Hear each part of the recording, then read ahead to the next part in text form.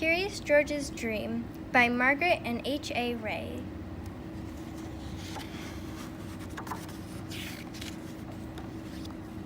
This is George.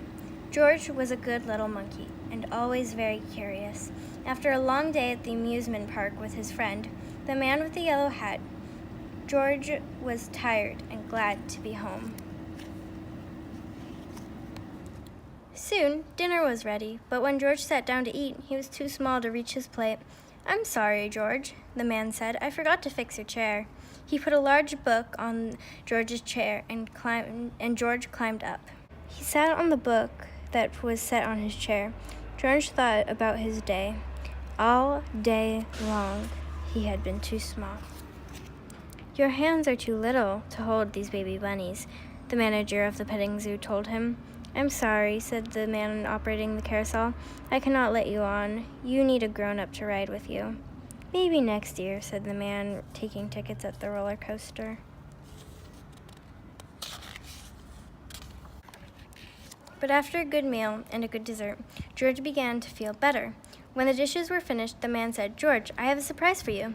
And they went into the living room. The surprise was a movie. George was glad to watch a movie. That was something he was not too small to do. George was enjoying the movie, but it had been a full day, and now he had a full stomach. Soon he could not keep his eyes open. The next thing George knew, he was back at the petting zoo, but this time something was different. The petting zoo was very small. In fact, everything was small. George looked around, then he looked at himself.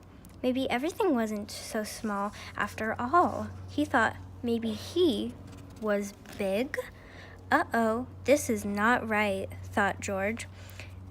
Then he remembers the bunnies.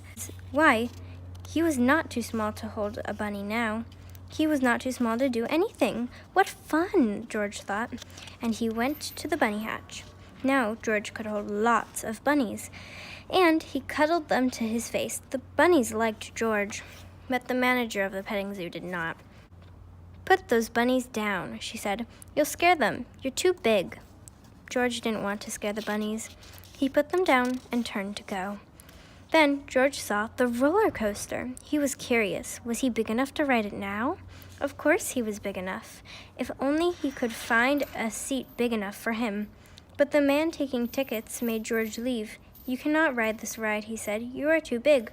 George was sad he could not ride, but he did as he was told. "Catch that monkey!" someone yelled as George was leaving the roller coaster. "He's dangerous!" People at the park became frightened. They began to run.